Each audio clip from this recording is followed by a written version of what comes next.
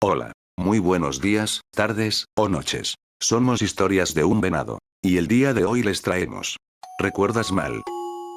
La carta llegó un lunes por la tarde, deslizándose bajo la puerta con una suavidad que resultaba casi deliberada, como si quien la hubiera dejado conociera el peso exacto de ese gesto. María la vio apenas entrar, una franja blanca cortando la luz tenue del departamento. No necesitó acercarse para sentir el frío. No necesitó tocarla para saber quién la había enviado. Había algo en la forma de su nombre escrito al frente, en esa letra rígida y perfectamente alineada, que no había cambiado en 12 años. Su padre no firmaba. Nunca lo hacía. No lo necesitaba. Durante horas la dejó ahí, como si ignorarla pudiera borrar su existencia. Intentó continuar con su rutina. Encendió la televisión sin mirar, calentó comida que no probó, caminó de un lado a otro con la sensación de que el aire se había vuelto más denso. Pero la carta no desaparecía. Estaba ahí, inmóvil, paciente. Como él. Finalmente la recogió. El papel estaba demasiado frío para la temperatura del cuarto. Lo abrió con cuidado, como si temiera que algo saliera de ahí. Dentro solo había una hoja, perfectamente doblada.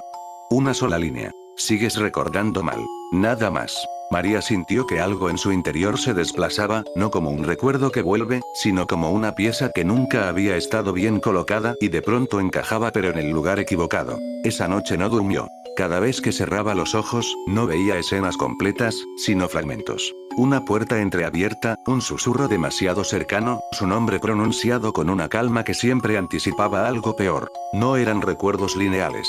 Eran sensaciones. Presencias. Al día siguiente intentó convencerse de que todo era una coincidencia cruel. Alguien jugando con su pasado. Una broma enfermiza. Fue al trabajo, sonrió cuando debía, respondió preguntas sin escuchar realmente. Pero al volver a casa, la segunda carta ya la estaba esperando. La puerta estaba cerrada con llave. No había signos de que alguien hubiera entrado. Sin embargo, el sobre descansaba sobre la mesa, en el centro exacto, como si hubiera sido colocado con intención ceremonial. La abrió con menos resistencia esta vez.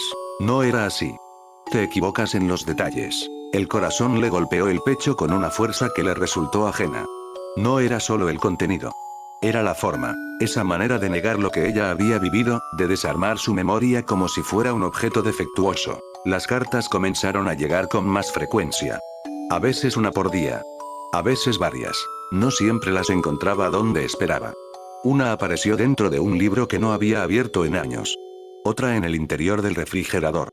Una más, doblada dentro de su ropa. Cada carta hacía lo mismo. Tomaba un recuerdo y lo torcía. Una noche que María recordaba llena de gritos se convertía en una conversación baja, casi amable.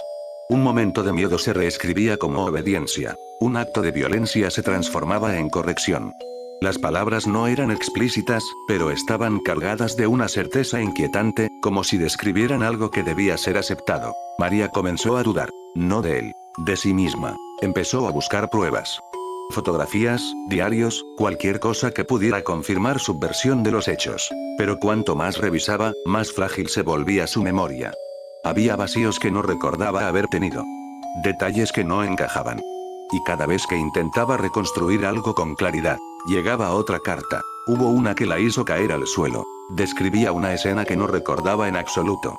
Era específica, minuciosa, con detalles que no parecían inventados. El tipo de descripción que solo puede surgir de algo vivido.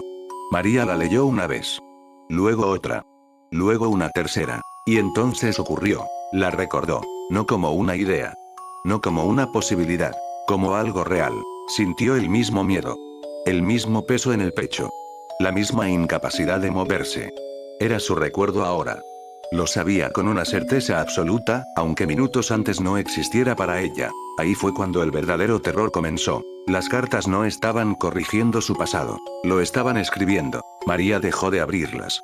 Las acumulaba sin mirar, las escondía, intentaba ignorarlas. Pero eso no servía. Las encontraba abiertas, como si alguien más ya las hubiera leído. A veces despertaba con una hoja en la mano, sin recordar haberla tomado. Su departamento comenzó a cambiar. No físicamente. No de forma evidente. Pero el ambiente se volvió familiar de una manera enfermiza.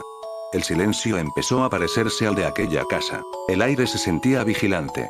Cada sonido tenía un eco demasiado cercano. Y entonces comprendió algo que la heló por completo. No estaba recibiendo las cartas. Estaba recordándolas.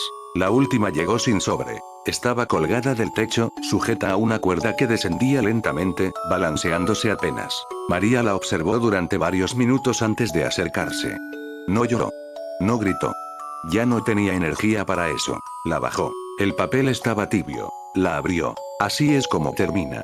Siempre fue así. Levantó la vista hacia la cuerda. Luego miró alrededor de la habitación.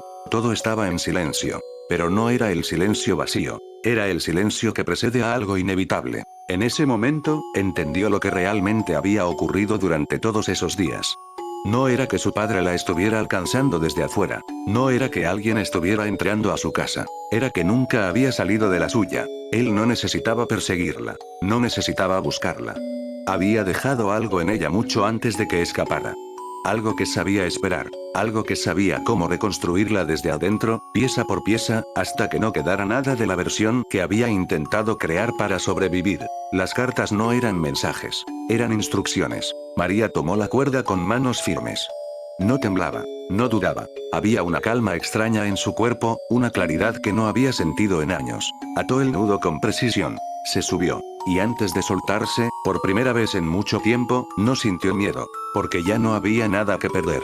Cuando encontraron el cuerpo, días después, el informe fue simple. Suicidio. Sin signos de entrada forzada. Sin evidencia de terceros. Pero hubo algo que no pudieron explicar.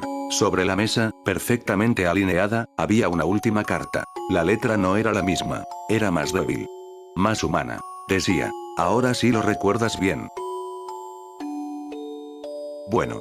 Aquí termina el video. Muchas gracias por terminar de verlo, o escucharlo. Si les gustó suscríbanse y denle me gusta, así nos motivan a subir más vídeos. Gracias.